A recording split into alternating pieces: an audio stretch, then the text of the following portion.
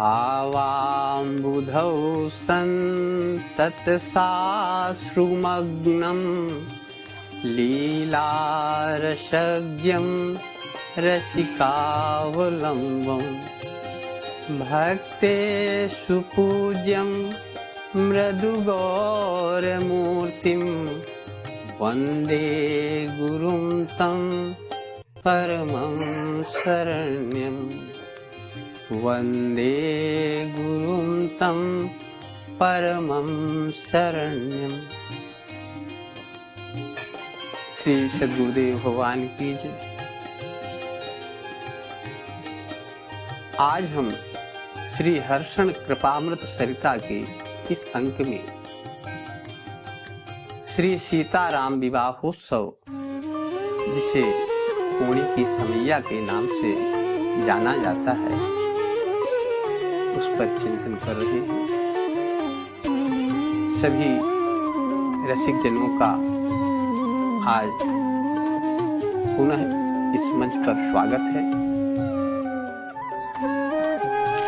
पूर्णी की श्री सीताराम विवाहोत्सव समैया की शुभारंभ कर्त्री एवं प्रेरक शक्ति प्रातः स्मरणीय माता जी आज से कोई 1 शताब्दी पूर्व तत्कालीन कोठी राज्यांतर्गत झाली ग्राम में, जो इस समय मध्य प्रदेश के सतना जिले में स्थित है, पंडित भोरे राम जी दुबे के घर में अवतरित हुई थी। माता पिता की लाडली दुलारी पुत्री होने से वे रानी नाम से संबोधित की गईं, जिसे लोगों ने दुलार की भाषा में रनिया रूप में परिवर्तित कर लिया था। पंडित घराने में जन्म होने से इन्हें बचपन से ही भगवत स्तुति के अनेक स्तोत्र, पुरुष सूक्त के श्लोक, भगवान की पूजा में प्रयुक्त श्लोक आदि कंठस्थ हो गए थे। वे प्रायः भाव विभोर दशा में स्तुतियों का पारायण करती रहती। प्रभु का ऐसा मंगलमय विधान बना कि जैसा पांडित्यपूर्ण घराना आपके पितृकुल का था, तदनुरूप धर्मपरायण, कर्मनिष्ठ, सदाचारी, भगवत भक्त पंडित रामजीवन शरण त्रिपाठी पौड़ी ग्राम निवासी आपको पति रूप में प्राप्त हुई, जिससे आपका दाम्पत्य जीवन धर्म कर्म के परिवेश में अत्यंत आनंद पूर्वक व्यतीत होने लगा। अतएव इनके घर में सुख एवं शांति का वातावरण परिलक्षित होता था। संत सेवा के विषय में इन दंपति का नाम सुविख्यात हो गया था। सभी मत पंथ के संत महात्मा बिना किसी भेदभाव के इनके घर पर पधारते रहते थे तथा समुचित सत्कार प्राप्त कर संतुष्ट होते थे। संत निष्ठा का सुफल रानी मां के लिए एक सुखद स्वप्न के रूप में साकार हुआ, जिसे उन्होंने रात्रि के अंतिम प्रहर में सूर्योदय से कुछ पूर्व देखा कि एक 16 वर्षीय तप्त कांचन सदृश गौरवर्ण बालक ज्योतिर्मय क्रीट कुंडल धारण किए हुए प्रकट हुआ तथा देखते ही देखते वह कुमार शिशु रूप में परिणित होकर उनकी गोद में खिलकने लगा। मारे प्रेमानंद के मां की आंखों से अश्रु प्रवाहित होने लगे, जो निद्रा भंग के पश्चात भी प्रवाहित होते रहे। रानी मां ने पतिदेव से इस अनुपम स्वप्न का विवरण सुनाया। उन्होंने इसे देवी कृपा निरूपित किया। अचिरात स्वप्न प्रतिफलित हुआ। एक लोकोत्तर महापुरुष ने उन्हें मां के रूप में वर्ण किया। उस महान विभूति ने संवत 1974 की ज्येष्ठ शुक्ल चतुर्थी की ब्रह्म वेला में भुवन भास्कर के उदय के साथ ही रानी मां की बड़भागिनी कोख से प्रकट होकर इस धराधाम को अपने गौरांग बपू के स्पर्श से पावन बना दिया। सारे गांव में इस नवजात शिशु के अप्रतिम सौंदर्य की चर्चा होने लगी। बालक के समुन्नत गौर भाल में ऊंट पुंड की 3 रेखाएं स्वभावतः झलक रही थी। अतएव एक वृद्ध महानुभाव ने इन्हें तिलकधारी राम के नाम से संबोधित किया। यह स्वाभाविक नामकरण संवेद स्वर से अनुमोदित हो गया। पंडित रामजीवन शरण जी अपने सुकृत के मूर्तिमान स्वरूप को पाकर भगवान जगन्नाथ स्वामी के दरबार में अपनी कृतज्ञता ज्ञापन हेतु पधारे तथा वहीं जगन्नाथ धाम में ही संवत 1976 में परम पद में लीन हो गए। संभवतः आचार्य प्रभु के लालन पालन का संपूर्ण से विधाता ने रानी मां के लीलार में अंकित कर दिया था। निदान रानी मां ने अपने एकमात्र लाडले पुत्र की शिक्षा दीक्षा का उत्तरदायित्व संभाला। आपके प्रेममय लालन पालन में आचार्य प्रभु के भगवत प्रेम की दिव्य लीलाएं प्रकट होने लगी। तब तो वे भगवत भक्तों के चित्त को अनायास आकर्षित करने लगे। अयोध्या के रसिक संत श्री कौशल किशोर दास जी महाराज ने जब माता जी के 60 वर्षीय कुमार तिलकधारी राम जी के चित्ताकर्षक दिव्य वपु का दर्शन किया तो वे उन्हें स्वरूप पद पर प्रतिष्ठित कर अपने सरकार की झांकी झांकने हेतु अकुला उठे। प्रेममयी माता जी का वात्सल्यपूर्ण हृदय संत भगवान की इस मांग पर बहुत कुछ उसी भांति व्याकुल हो गया जैसे त्रेता युग में चक्रवर्ती नरेश महाराज दशरथ जी महामुनि विश्वामित्र जी की याचना पर कुछ क्षणों के लिए किंकर्तव्य विमूढ़ हो गए थे। अंततः माता जी की संत निष्ठा एवं जन कल्याण की भावना ने उनके वात्सल्य प्रेम पर विजय पाई, जिससे उन्होंने अपने दुलारे लाल को स्वरूपाई हेतु संत भगवान को सौंप दिया। स्वरूप पद पर प्रतिष्ठित आचार्य प्रभु तदावेश में मग्न होकर प्रेम विभोर हो जाते थे।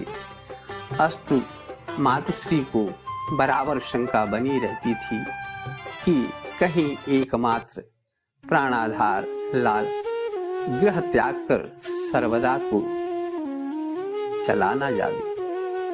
आचार्य प्रभु के बचपन से ही वे ऐसी भविष्यवाणियां सुनती चली आ रही थीं कि तुम्हारा लाल एक महान योगी संत होगा। अतएव उनका संकालु रहना स्वाभाविक ही था। तथापि उन्होंने अपने लाडले के भगवत प्रेम की दिशा में कभी कोई अवरोध पैदा नहीं किया। प्रत्युत सत्संग के अवसरों में शामिल होने हेतु सुविधा प्रदान करती रही। अंततः एक दिन माता जी के मन का भय साकार रूप घर कर उपस्थित हुआ, जब 13 वर्षीय आचार्य प्रभु बिना किसी सूचना बिना किसी मार्ग व्यय पाथे आदि के ही एकाकी अयोध्या धाम प्रस्थित हो गए। तब तो मातृ हृदय की तड़पन का अनुमान करके कोई भी सहृदय व्यक्ति द्रवीभूत हुए बिना नहीं रह सकता।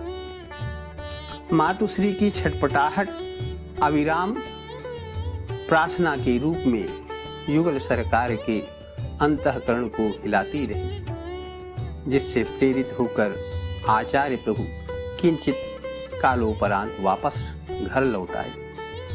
हुआ यह था कि अयोध्या में संत श्री कौशल किशोर दास जी महाराज मिल गए, जो इन्हें स्वरूप भगवान बनाते थे। वे इनकी घरेलू परिस्थिति से भली भांति परिचित थे, अतः उन्होंने ही संतों से प्रार्थना कर ली थी कि इन्हें विरक्त दीक्षा न दी जाए। निदान आचार्य प्रभु को घर लौटना पड़ा था। आचार्य प्रभु की निष्ठा से ही श्री सीताराम विवाहोत्सव में बचपन से ही थी। तदर्थ वे जहां कहीं विवाह लीला होते देखते, वहीं अपने घर से सुलभ सामग्री प्रेम पूर्वक पहुंचाते रहते तथा श्री लक्ष्मी निधि भैया जी के भाव में तल्लीन होकर अपने युगल सरकार का पाद प्रक्षालन कर यथासाध्य भेंट समर्पित करते थे। इसी भांति प्रायः अन्य स्थानों पर होने वाली भगवत लीला अभिनय का अधिकांश व्यय भी माताजी के घर से ही पूरा होता रहता था। किंतु पड़ोसी सज्जन के घर में संपन्न श्री रामलीला का 100% व्यवहार जब माताजी को वहन करना पड़ा, तो उन्होंने सहर्ष व्यवस्था दे दी कि अगले वर्ष से समैया हमारे ही द्वार पर होगी। निदान हमारे अभीष्ट समैया का शुभारंभ हुआ। शिक्षा पूर्ण हो जाने पर आचार्य प्रभु समीपस्थ खजुरी ताल संस्कृत विद्यालय में शिक्षक के रूप में कार्यरत होकर गृहस्थ जीवन की नौका खेने लगे। ये दिन माताजी के लिए परम सुखमय थे। इसी बीच बरैया ग्राम निवासी श्री मोहन बरई ने आचार्य प्रभु को खजुआ ग्रामस्थ धर्मशाला एवं बाग समर्पित कर वहां श्री विग्रह पधार कर उस मंदिर एवं आश्रम का स्वामित्व सौंप दिया था। तब आचार्य प्रभु उस आश्रम में रहकर साधना लीन रहने लगे। तब से पौड़ी की समैया का प्रसार हुआ। खजुआ के इस श्री मिथिला बिहारी कुंज मंदिर में भी पौड़ी की ही तरह समैया संपन्न होने लगी। यहाँ की समैया की तिथियां फाल्गुन शुक्ल द्वितीया से सप्तमी तक निर्धारित की गई। आचार्य प्रभु ने समस्त लोक के कल्याणार्थ शरीर धारण किया था, अतः वे गृहस्थ जीवन में सीमाबद्ध होकर कब तक रहे। क्रमशः उनके हृदय में प्रभु योग की अग्नि तीव्रतर होती गई, जिससे उनका दैनंदिन जीवन प्रभु की विरह अवस्था में करुण क्रंदन के बीच व्यतीत होने लगा। मातुश्री ने अपने दुलारे को नित्य सह रोते विलखते देखती रहती थी। वे पुत्र वत्सला अत्यंत द्विधा पूर्ण मनः स्थिति में पड़ गई। एक ओर भावी पुत्र वियोग की स्मृति मात्र उनके हृदय को कंपायमान कर देती थी, दूसरी ओर वे देखती थीं कि उनके लाल का मन गृहस्थ जीवन में लेस मात्र सुख की अनुभूति नहीं कर पा रहा है। प्रत्युत संकटापन स्थिति में छटपटा रहा है। अंततः उनकी धर्मनिष्ठा ने प्रेम भीरुता पर विजय पाई तथा उन्होंने अपने लाल को सहर्ष गृह त्याग की अनुमति दे दी। फलस्वरूप आचार्य प्रभु गृह का त्याग कर विरक्त वेश धारण कर अयोध्या धाम पधार गए। इसी समय खजुहा के श्री मिथिला बिहारी कुल मंदिर के महान पद पर आचार्य प्रभु ने अपने प्रधान शिष्य श्री साकेत बिहारी दास जी महाराज को अभिषिक्त कर दिया था। जिस समय आचार्य प्रभु के गृहस्थ जीवन में अंतिम विवाहोत्सव समैया हो रही थी, तब उन्होंने संत समाज के प्रति अपनी कृतज्ञता व्यक्त करते हुए यह निवेदन किया था कि अब तक संत महात्मा हमारे ऊपर कृपा करके पधारते रहे, अब हमारी ओर से समैया पूर्ण हो रही। तब इसी समापन समारोह में मातुश्री ने खड़े होकर अंचल पसार कर संत समाज से प्रार्थना की थी कि आगे भी इसी भांति इसी प्रकार से नियत समय पर प्रतिवर्ष समैया होती रहेगी। सब संत महात्मा इसी प्रकार कृपा करके पधारते रहे। हमारे पास जो मोटा झोटा अनाज चना मटरा जुड़े उसे स्वीकार करने की कृपा करे। उस समय समस्त संतों ने पधारने का वचन दे दिया था, किंतु आचार्य प्रभु ने ऐसा कोई वचन नहीं दिया। तब माता जी ने अयोध्या धाम स्थित आचार्य प्रभु के प्रातः स्मरणीय भोर वंदनीय परम पूज्य गुरुदेव से प्रार्थना करने का निश्चय किया। श्री किशोरी जी के प्रति पुत्री भाव की भावना निष्ठा होने के कारण मातुश्री अब तक अयोध्या धाम नहीं गई थी, क्योंकि बेटी के यहाँ का अन्न जल ग्रहण करना भारतीय माता पिता अनुचित मानते हैं। अब जब विवश परिस्थिति में अयोध्या गए बिना कार्य न हो सकता था, तब वे अपने निर्वाह हेतु खाद्य सामग्री अपने साथ लेकर अयोध्या धाम पहुंची। वहां व्यासासन पर आसीन आचार्य प्रभु को देखकर उनके प्रति अपने बेटे की भांति नहीं, एक सिद्ध संत की भांति व्यवहार दंडवत प्रणाम किया तथा हाथ जोड़कर प्रार्थना की,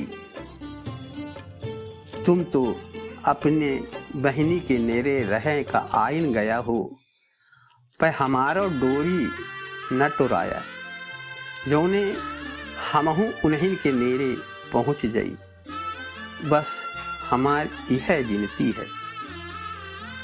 तत्पश्चात आचार्य प्रभु के प्रातः स्मरणीय गुरुदेव अनंत श्री विभूषित स्वामी श्री अखिलेश्वर दास जी महाराज से प्रार्थना की कि आपकी आज्ञा हो जावे तो ये वर्ष में एक बार 6 दिन के लिए श्री सीताराम विवाहोत्सव समैया में पौड़ी पहुंच जाया करें। श्रद्धेय गुरुदेव ने उनकी प्रार्थना से द्रवीभूत होकर आचार्य प्रभु को स्पष्ट आज्ञा दे दी कि पौड़ी समैया में पहुंचना तुम्हारा परम धर्म है, इसमें विरक्त जीवन के नियम का उल्लंघन न होगा। हम तदर्थ तुम्हें आज्ञा दे रहे हैं। निदान माताजी पौड़ी वापस आकर प्रतिवर्ष नियमित रूप से समैया करने लगी। अब तो माताजी के लिए भगवान श्री सीताराम जी की विवाहोत्सव समैया ही एकमात्र जीवनाधार बन गई। अपने लाल के स्थान पर उन्होंने समैया को अपने हृदय में प्रतिष्ठित कर लिया। इसी के सहारे वे जीवन नौका खेने लगे। वर्ष भर की उनकी जीवनचर्या विवाहोत्सव के निमित्त ही होती।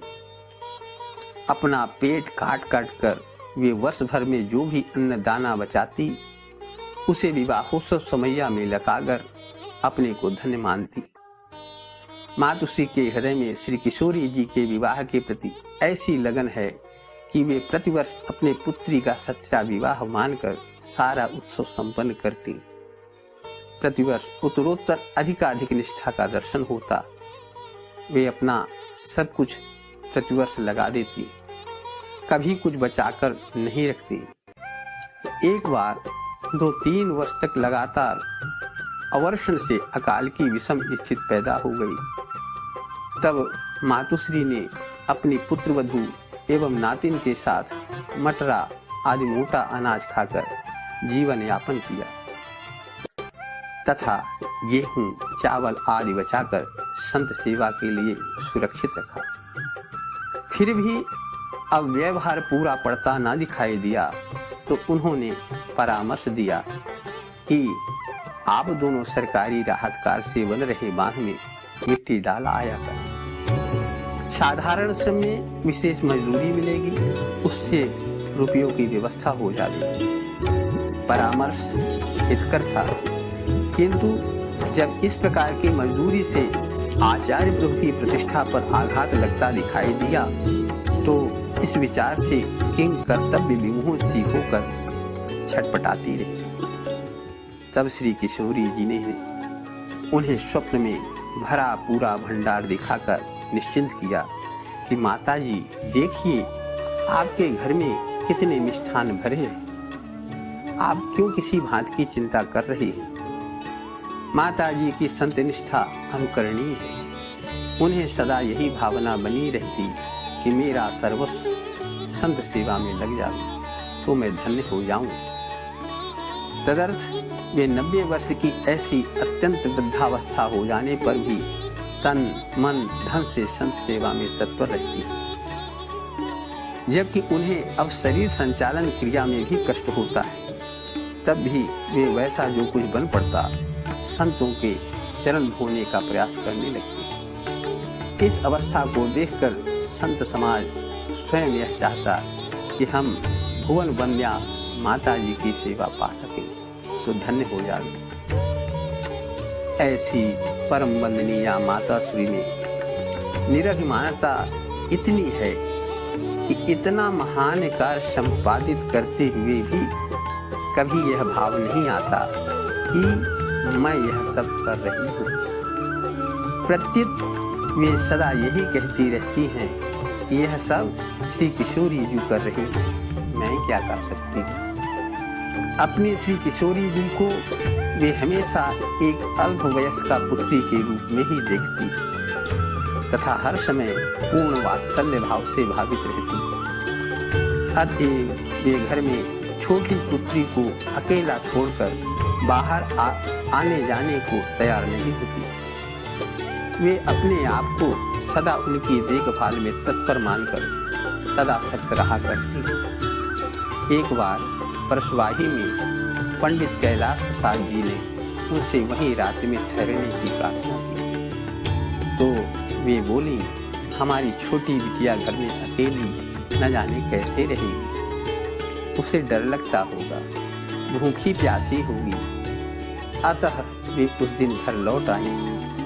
कहने की आवश्यकता नहीं, उनके ध्यान में अल्पवयस्का किशोरी जी थी। पंडित कैलाश प्रसाद जी भक्त हृदया मातुश्री की इस वात्सल्य भावना को जानकर मुग्ध हो गए। आचार्य प्रभु के विरक्त हो जाने के बाद उनके प्रति माता जी का व्यवहार संतवत बन गया था। जब प्रतिवर्ष समैया उत्सव में आचार्य प्रभु पूर्णी पधारते हैं तो वे उनके समस्त व्यवहारों का निर्वाह समागत संत महात्मा की भांति ही करते, यहाँ तक कि उनसे मिलने तक में अत्यधिक संकोच का अनुभव करती। श्रद्धेया माता जी की दिनचर्या का स्वरूप इस प्रकार संपन्न होता है।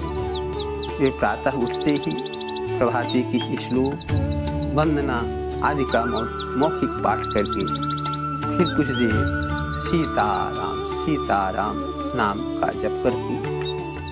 तदनंतर स्नान के पश्चात शालिग्राम भगवान का विधिवत पूजन करती। उसके पश्चात मंत्रराज का जप एवं धर्म ग्रंथों का पाठ करती। सदा शालिग्राम भगवान को भोग समर्पित करके ही प्रसाद रूप में भोजन पाती। विधिवत माला द्वारा जप के अतिरिक्त भी सदा दिन रात सीताराम नाम का उच्चारण करती रहती। रात्रि में केवल थोड़े समय के लिए सोती, शेष समय उनका अनवरत नाम जप चलता रहता। अत्यंत वृद्ध शरीर हो जाने पर भी संत सेवा के लिए शारीरिक श्रम करती रहती। यहाँ तक कि उनकी वार्धक्य से झुकी हुई देह द्वारा सेवा लेते हुए संत महात्मा स्वयं संकोच में पड़ जाते, पर माता जी तो संत सेवा के लिए कमर ही कसी रहती थी। वे मना किए जाने पर भी संतों के चरण अपने हाथ से धोने के सदा प्रयत्न करती है। आज श्री हर्षल कृपामृत सरिता मंच के इस अंक में श्री सीताराम विवाह उत्सव समैया की प्रारंभिक पृष्ठभूमि कैसे बनी इस पर चिंतन किया गया। इसके आगे की चर्चा श्री हर्षण कृपामृत सरिता मंच के अगले अंक में संभव होगी। तब तक के लिए सभी रसिक जनों को जय जय सीताराम, जय जय श्री रानी माता जी।